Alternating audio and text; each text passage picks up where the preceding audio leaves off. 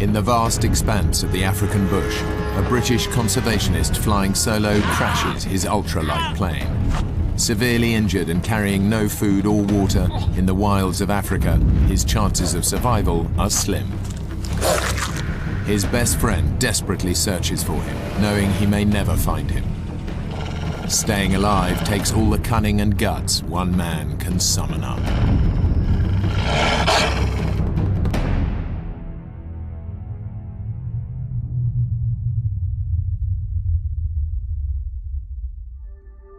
Zimbabwe, Africa, home to some of the most varied animal life in the world, much of it under threat from poachers and encroaching civilization.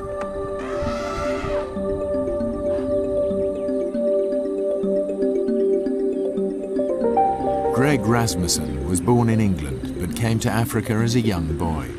For the past 12 years, he's dedicated himself to saving a rare species of African dog on the brink of extinction. I've always been passionate about wildlife from day one. I mean, even as a child, I love the bush, I love Africa. It holds an endless fascination. I mean, it's always changing, and there's just so much to learn. It's like a book that just never ends. Greg is one of the few pilots in the area, and even though he's busy with his own project, he's agreed to help a fellow conservationist search for a lost rhino. People very concerned about the rhino, and National Park said, would I assist? And I said, of course I will. If wildlife needs help, I'll help.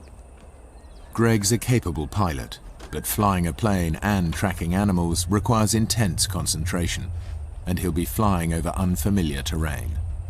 And I was aware of that, I was fully aware of that, but we had rhinos that needed locating. There were poachers out there. I mean, you can't turn your back. I can't turn my back on things like that.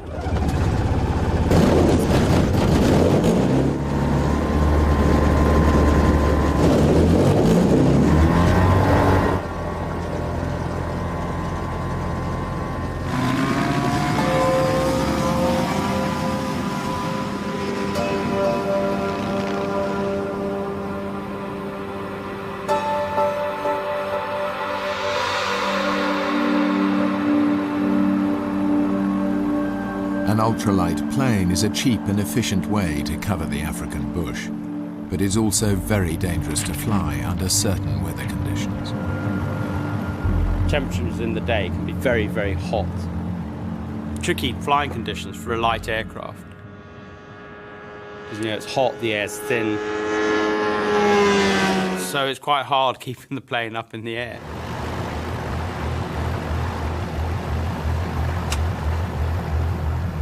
This was a very harsh, dry, rocky, rugged area. I'd never flown that area before, and I realized I was in a completely different territory. The rhino is electronically tagged, and in no time, Greg's tracking device picks it up. I just found it. I hadn't actually seen it, but I realized that it was alive by this movement signal. And I was just starting to circle out. And as I turned the plane, suddenly I went into something known as a wing storm. Literally, one wing's flying and one wing isn't. Suddenly I had this gut-wrenching feeling.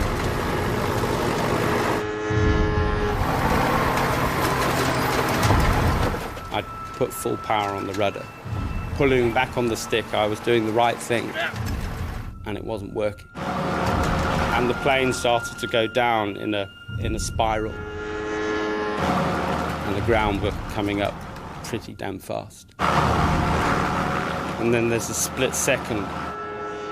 You know you've passed the point of any return.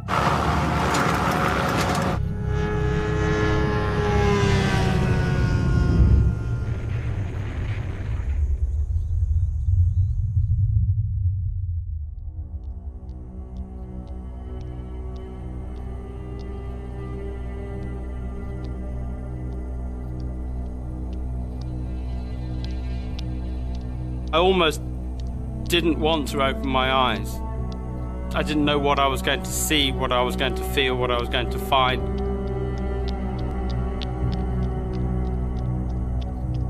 I was totally dazed, stunned. And I was like, I'm alive. I'm alive. And at that second, petrol started dripping over me.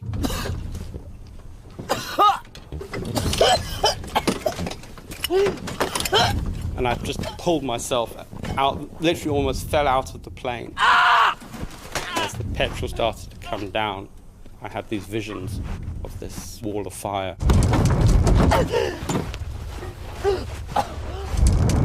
And I could just see myself being incinerated alive. And I knew my legs were doing nothing.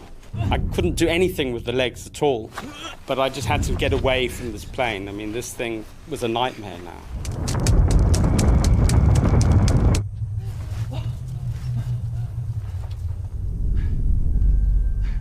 And then I suddenly thought, Mayday. I've got to call Mayday.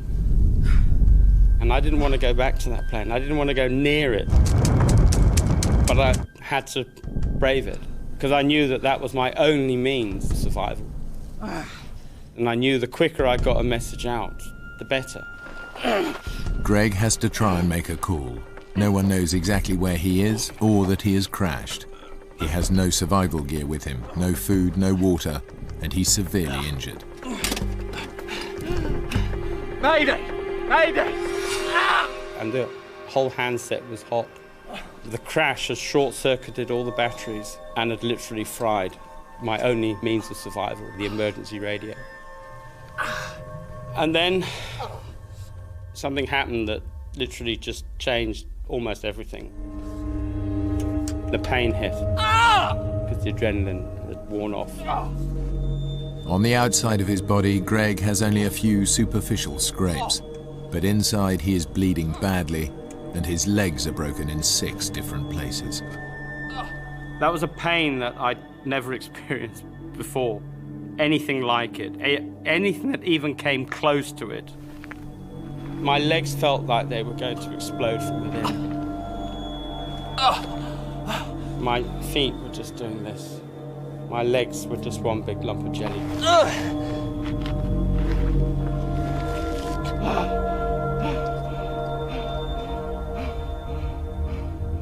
And I realized I had to stay in control. You know, I had to be in control of the situation, because if you lose control, that's it. I was going to be a goner.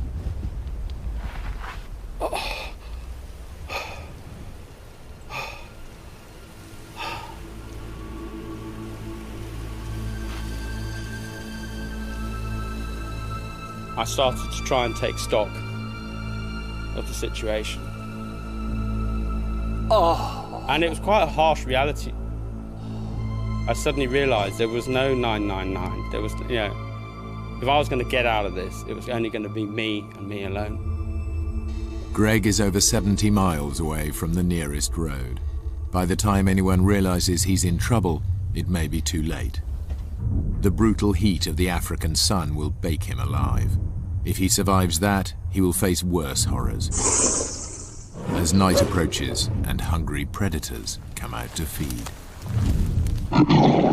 Unable to move, Greg is easy meat. But right now the pain from his smashed legs is all he can think of. There was this pain in my ankles. They felt like they were going to explode, because I'd got these boots on. Yeah, and of course there was no space for the swelling to go. There was no way I could even get anywhere near my shoelaces. But I was thinking, if I don't get those boots off, there's going to be gangrene, and I'm going to lose my feet. I lose my legs. I managed to look back, and I thought, well, maybe if I can drag myself to this tree, I can tilt my body forward so that I can maybe get to my shoelaces somehow.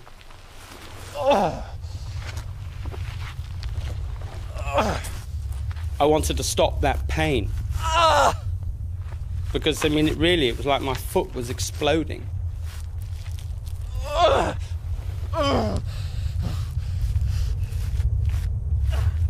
Fate is being cruel today. The closest tree to Greg is a thorn tree. But as its thorns dig deep into his back, Greg realizes they might be useful. And I managed to just break a twig off that was about a foot long, and it got a hooked thorn on the end of it. And I lay there and I could hardly focus. There was just so much pain. I started to pick the shoelace. I thought, well, this is all I've got.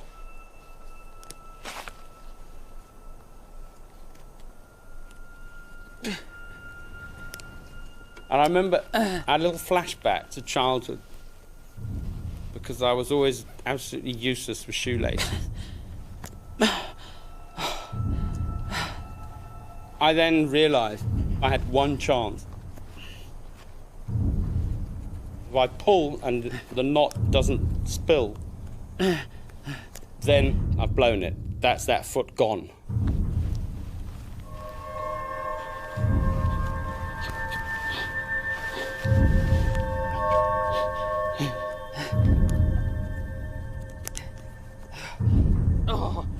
Greg manages to loosen the shoelaces and get them both to the same stage, but nothing happens. But the boots remained absolutely solid on my feet. And I realised then I had to pick the shoelace, eye by eye, through every single eyelet. And all the time, all I'm thinking of is, if I don't get those boots off, I'm going to lose my feet. And it was almost, it was like a nightmare.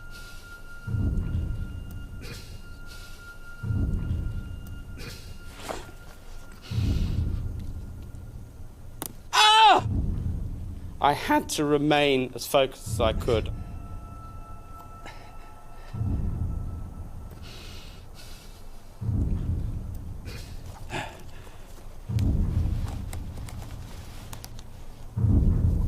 And I picked and I kept on picking until I finally got to the point where the shoelace was free. Ah! Loosening his boots isn't having the effect Greg expected. The pain is just as bad because his feet keep swelling up to fill the newly expanded space. He has to try something else. I saw a stick. And that was all there was. I thought, well, that's the only tool there is that I can see other than rock.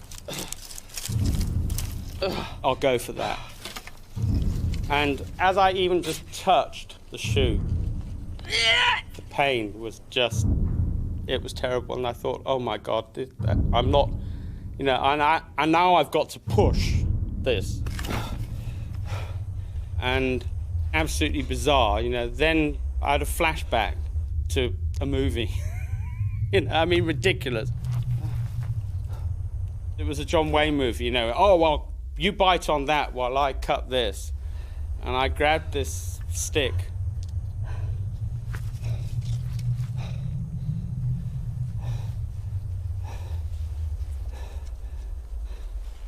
And as I pushed and I bit,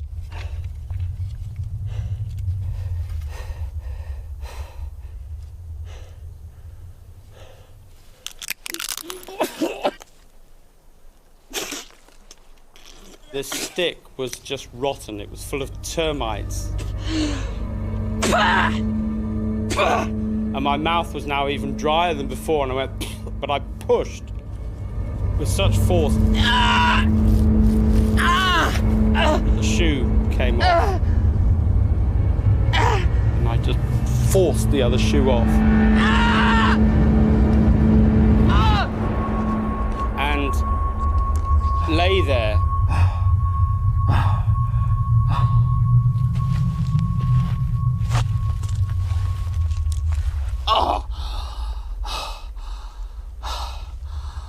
And I looked at my watch.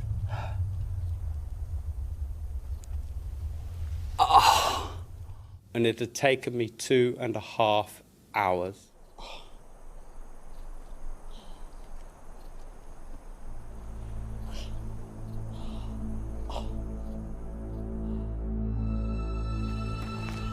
200 miles away, Greg's best friend and colleague, Peter Blinston, waits for him to return.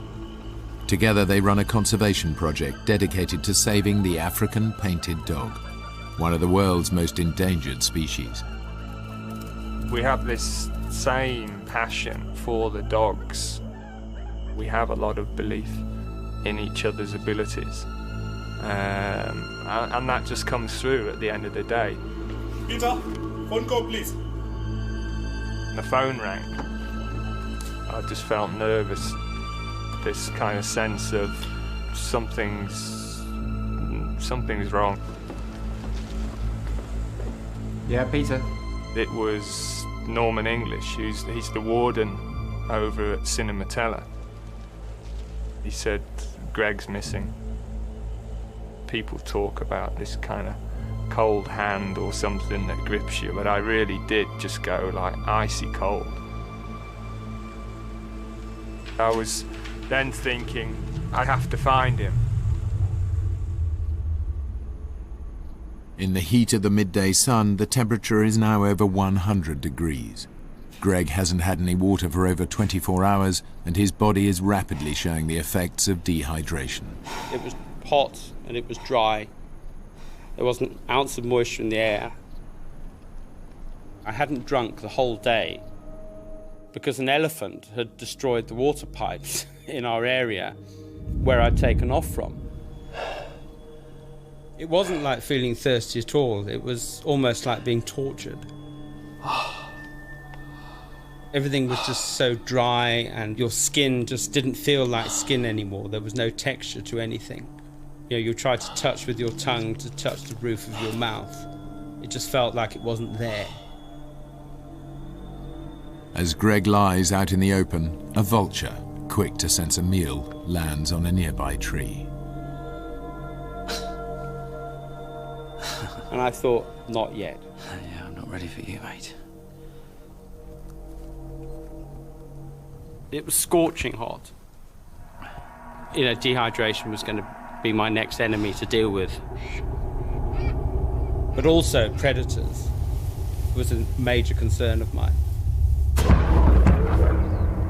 The animals that Greg devotes his life to saving could now turn against him. The landscape is alive with wild beasts looking for food. They may look sleepy and harmless in a city zoo, but in their natural habitat, they are deadly.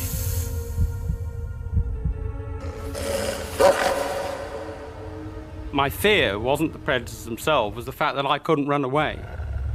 Here was me lying with a pair of legs that were just jelly. Greg knows he has to find shelter, both from potential predators and the sun. His only option is the plane. Fire or no fire, I got to get back, and I got to face that plane again. Every single movement was terrible, but I realized that it was that or die. I tried to pull, and I had no more energy. I've come this far, and now I've got no power anymore to pull on my back. And I suddenly thought, I've got to roll over. Because he's a biologist, Greg knows that some species move more efficiently on their stomachs. I thought, how am I going to roll over? How? I had 2 shoelaces and a stick. I made a loop on the end of one shoelace and tied it onto the end of the stick. I hooked the stick underneath my leg. And I knew that this was going to be one very, very painful experience. And I had to just concentrate on what I was doing, because I knew what was coming. I almost had the fear of pain before it came.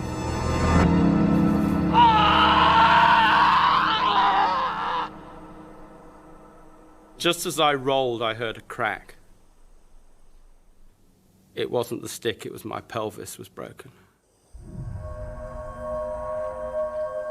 With the temperature now hovering at 110 degrees, Greg is literally frying in the sun. As he drags himself towards the shade of his downed aircraft, his thoughts turn to other dangers that threaten his life. Being in the bush for so many years, you get to know absolutely every single noise. You know every footfall. You know which footfall belongs to which animal.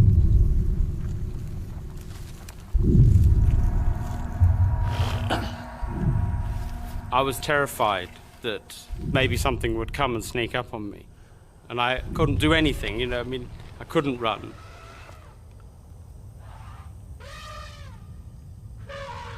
And then I heard elephants, a whole herd. It is in fact an entire herd of elephants, and they're moving right towards him.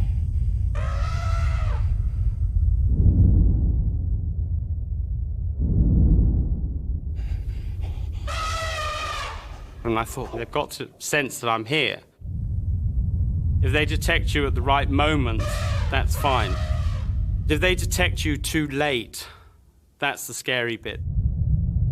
Because then you're in their attack distance. And I thought, if the wind is wrong and they don't detect me until the very last minute, that's when I'm in trouble. And then suddenly there was this huge screech of... And I remember just thinking, oh no, please, just don't stampede. And I just had this absolute fear that I'm going to be trampled.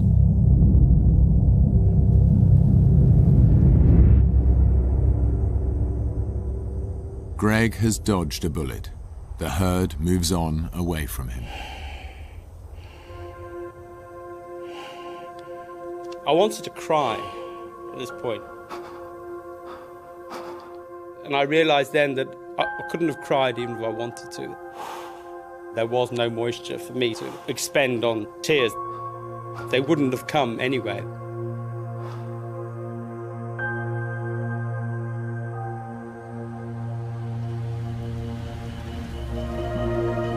The head warden of Cinematella Wildlife Refuge, Norman English, organises a search and rescue party. The park is over 700 square miles. He and Greg's best friend, Peter, can only start looking for Greg where the rhino he was tracking was last sighted. Did he radio in at any point? Nah, no radio contact at all. But he was searching up near where the rhino were last sighted. The rhinos are tagged, right? If we find them, we find Greg. Greg took the only tracking device we have with him. Without a tracking device, Peter and Norman have no way of knowing where Greg's plane crashed. I was sure that he was alive, but you know that you've not got much time. Almost as each minute passes by, of course, you're becoming more and more concerned. What about an aerial search? Already started. Pilot from Victoria Falls came up in his Cessna. I was thinking, we have to find him. Even if you've survived the crash, there's animals, there's wildlife that can kill him. The chances of him surviving are getting slimmer and slimmer. Peter and Norman have no idea that Greg is 40 miles from where they think he is. Greg's condition is now critical because of his injuries, exposure in the hot temperatures, and lack of water. I was so close to the plane, I could smell the petrol. I gave it all the energy I possibly could. And just as I got underneath it, something felt a bit sticky on my mouth. My lips had turned to rubber. They'd plasticized. And a piece of my lip came off. And it went to the back of my throat. You know, I suddenly came to this horrible realization. I just swallowed my lip.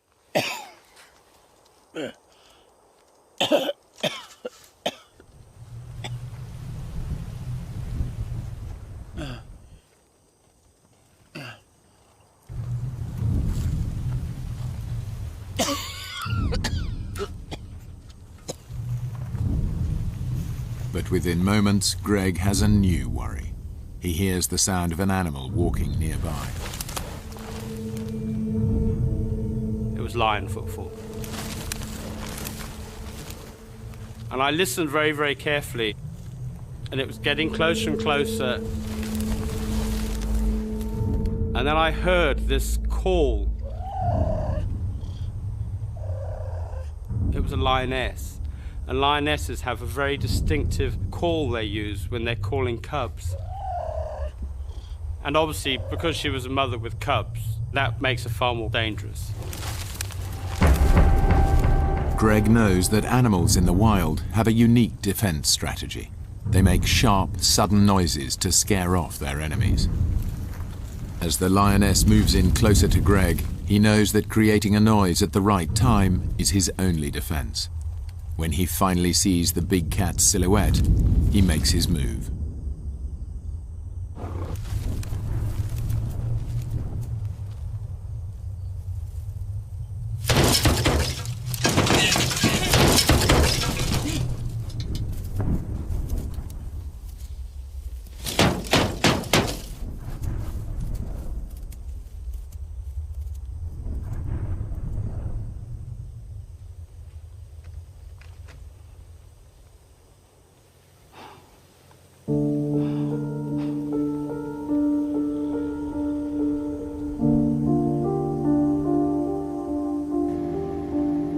With daylight fading, the search pilot will soon have to return to base.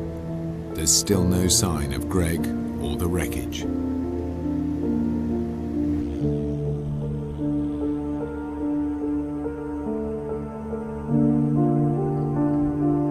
I heard the plane. And then I started to get almost excited.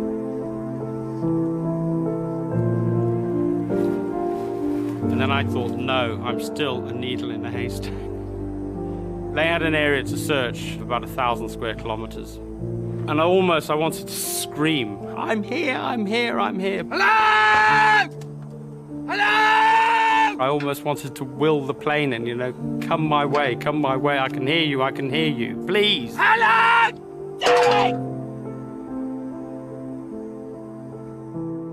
And then there was silence. I remember that silence now so well. It was killing. Nothing is going to happen now until tomorrow morning at the very earliest. And I've got to start thinking about the night. And of course, as a biologist, you know the night is always a dangerous time anywhere.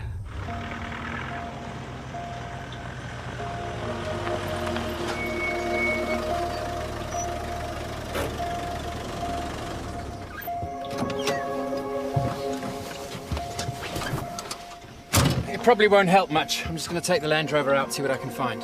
There's no way you're going to find him in the dark. We don't want to lose you too. I won't be long. I'll be back soon.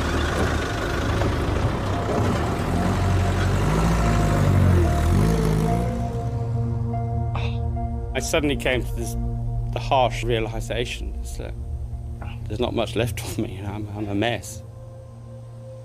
And I actually, at that point, I thought, do I really want to carry on? Did I want to live or did I want to die?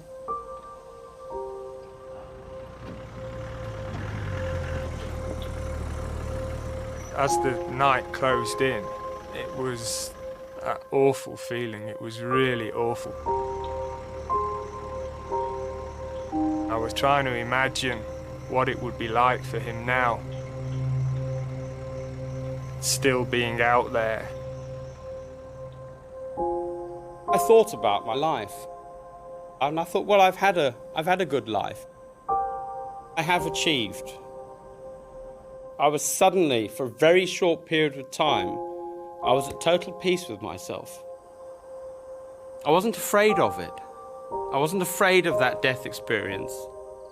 I suddenly realized that I had it in me, the power to just switch off and just let myself go.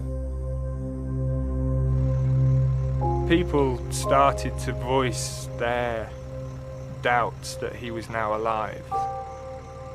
I was thinking about what they were saying, and for a moment, you're thinking maybe they're right. But I wouldn't hear that. Greg wouldn't give up, and neither will I.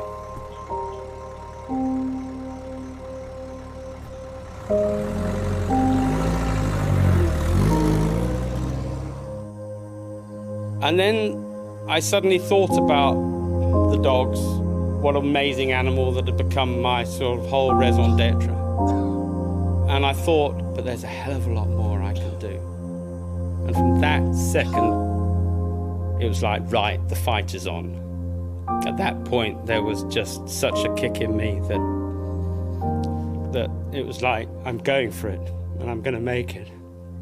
And I'm not going to, if I do die, I'm going to die fighting this right to the bitter end.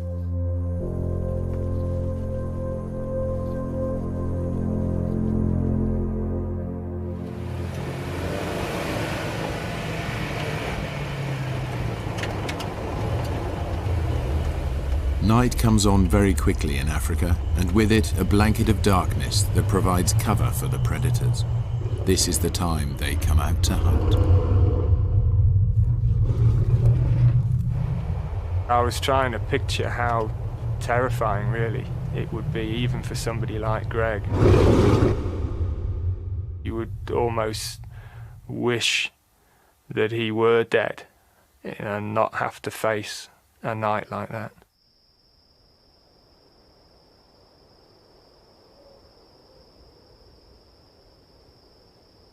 At that point, there was this total silence. I could hear my heart sort of boom, boom. It was that silent. And it made me very conscious how totally alone I was. All I wanted now was for that night to end.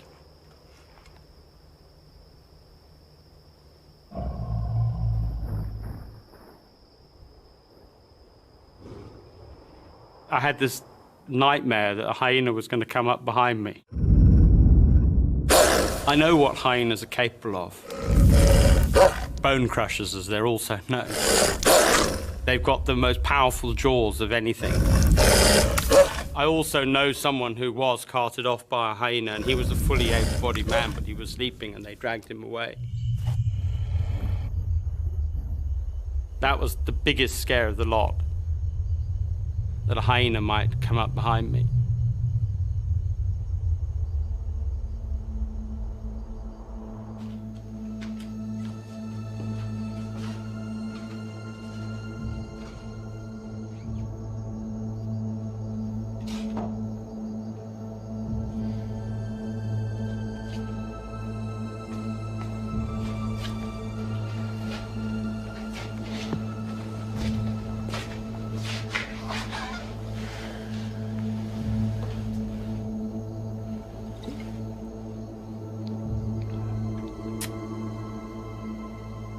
Are you all right?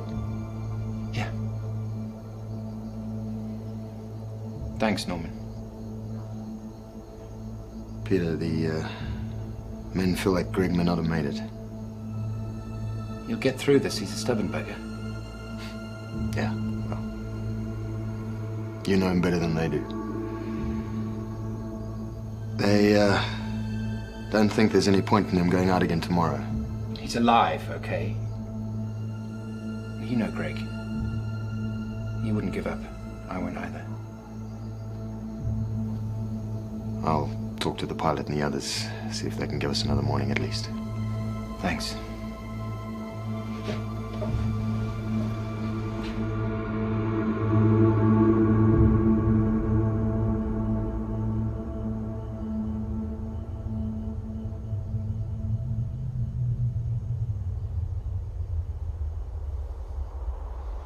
I was terrified to even think about going to sleep because I knew that I wouldn't wake up again. That would be it.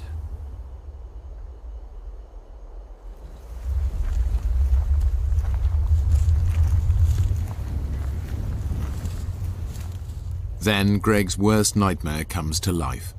Once again, he recognizes an animal by the sound its feet make when they touch the ground. He hears a hyena. And I thought, it's coming behind me. And it's going to come right in the worst spot. It's going to come round the back, which is where I really had absolutely no control.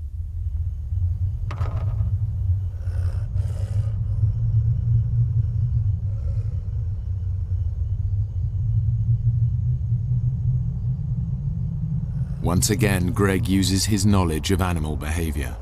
He grabs hold of his stick and gets ready to hit the plane with it and create a noise to startle the beast.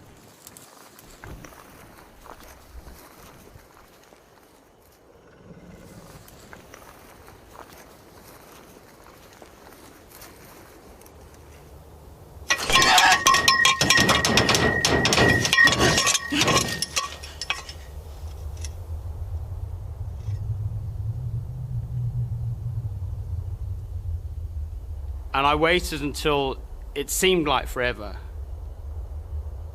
I knew if something came one step closer, then would have meant that I'd failed. Then I heard this, like, just footfall, just getting less and less and less.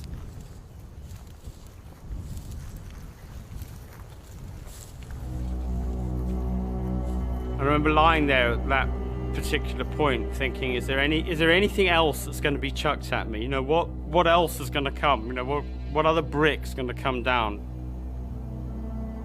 Greg does his best to stay positive. In 1 hour the sun will rise and he will have made it through the night. But it is one very long hour.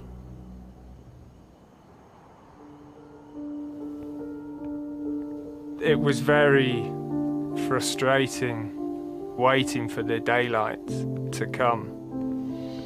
I contacted our office. We had 15 people that could come over and help with the ground search so we could cover a wider area. And they were there. They came, ready and waiting to help with the search.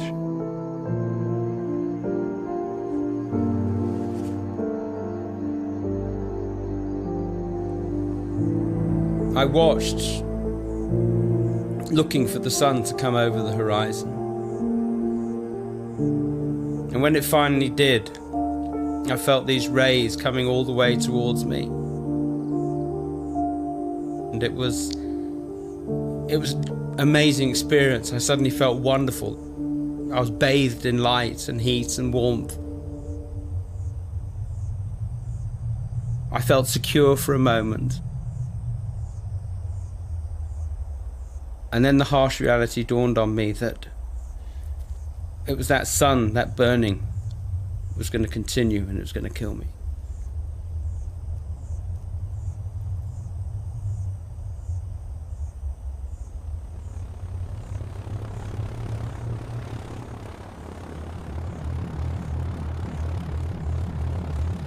At first light, the spotter plane sets out again. It'll make a systematic search of the places where Greg's plane might have crashed. At Peter's suggestion, Norman is on board. He knew the area better than anybody. I really felt strongly that if anybody was going to find Greg, it would actually be him. The additional members of the search team fan out, but they're still looking in the wrong area. It's been nearly 24 hours since Greg crashed, a deadly amount of time to be out in the African bush injured and unarmed. You know, I was beginning to doubt if he'd survived. Greg has a global positioning system, yet the technology is useless if he can't tell anybody else where he is. But every time he turns it on, it records the exact time. I was checking on the GPS, trying to get the coordinates and times. And then I suddenly had this horrible feeling that this GPS was almost acting like a record of when I was still alive and when I died. If I was dead when they arrived, Peter would pick up the GPS and he'd look at it and think, oh my God, he was alive at, I don't know, 11:40. And it's now 12 o'clock, and if only we'd... And he'd have been left with this eternal guilt. And I almost wanted to destroy the GPS at that point.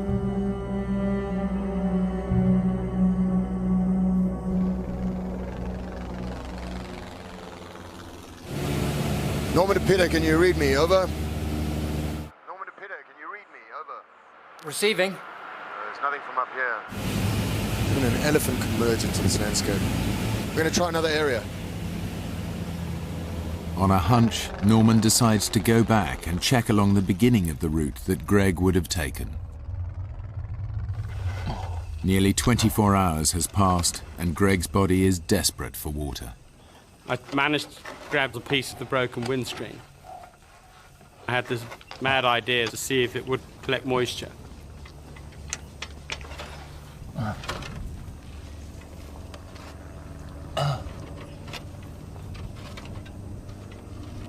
And then I heard this plane. And when I heard the plane get louder and louder, I thought, right. I was going to try to see if I could get something out of that radio. Basically, it was all I had left that I could think of. Even if it gives the weakest signal, it's worth a try. And I gave it all I'd got. I remember it now. Mayday. Mayday. This is Zulu Mike Echo Bravo calling Mayday. And then my position is 20 miles east-northeast Cinematella. Mayday. I thought I heard the plane get louder. And I thought, it's worked, it's worked. And I gave myself almost an elated sort of feeling. But that's because that's what I wanted to hear. I knew I was lying to myself.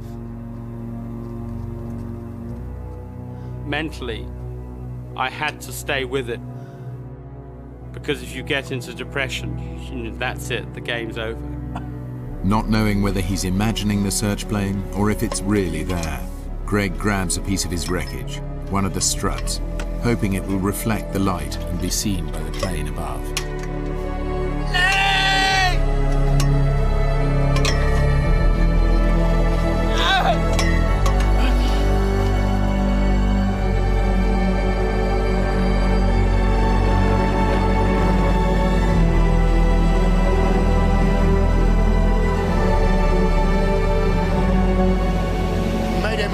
Search parties.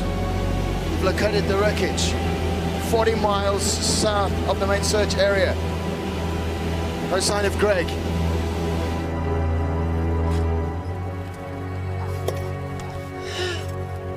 I was trying to keep up the dream that they had really seen me. But I realized I had to keep telling myself this lie. Because I did know that I was reaching the point of no return. If they didn't find me soon, I was going.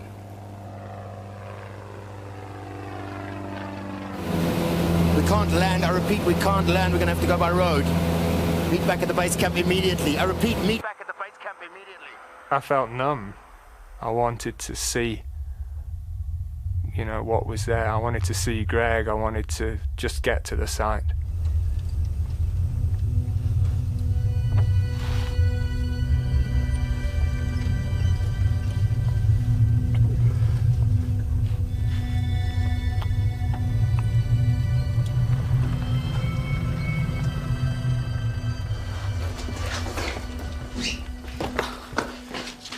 He's here, south of the road. The rhino's obviously moved. Okay, let's move it. Peter, I didn't see any sign of life. I don't know if it's a good idea that you come. I need to see him. I was really afraid. You're just thinking, okay, we've found him, but we don't know what we've found yet. And you imagining all sorts of horrors.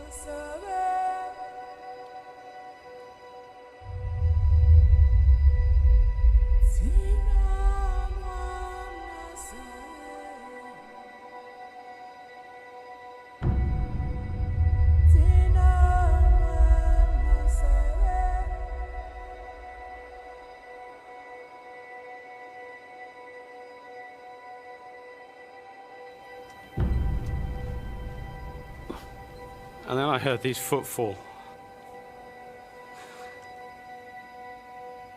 I can't describe.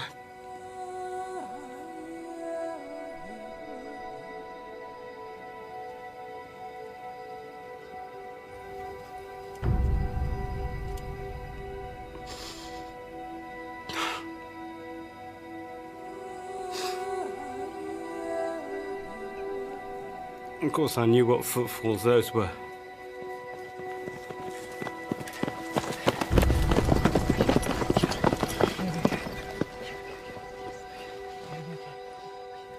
And among them was Peter. And I suddenly looked and I couldn't believe it, that was him. I couldn't even speak to anybody, and people were just saying what happened, and I just had to say, wing, stall, and that's all I could say. It was really overwhelming. He'd survived. And it was sort of affirmation of my belief in him. The feeling that I wasn't going to die was just indescribable. I'd fought this and I'd won.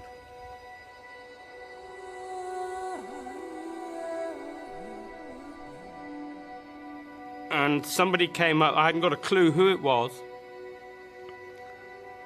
Someone put their hand on my shoulder and said, "You're in safe hands now."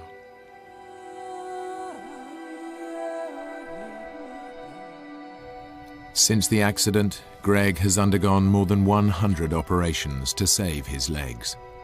Through grit and sheer willpower, he has learnt to walk again.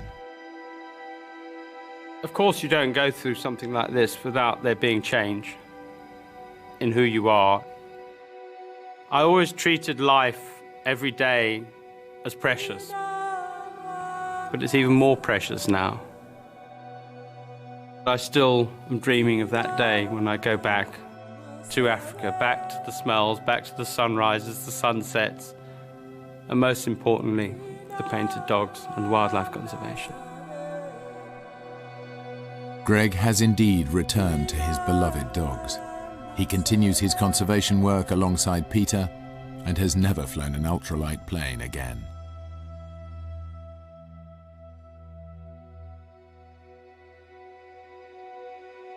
Tina.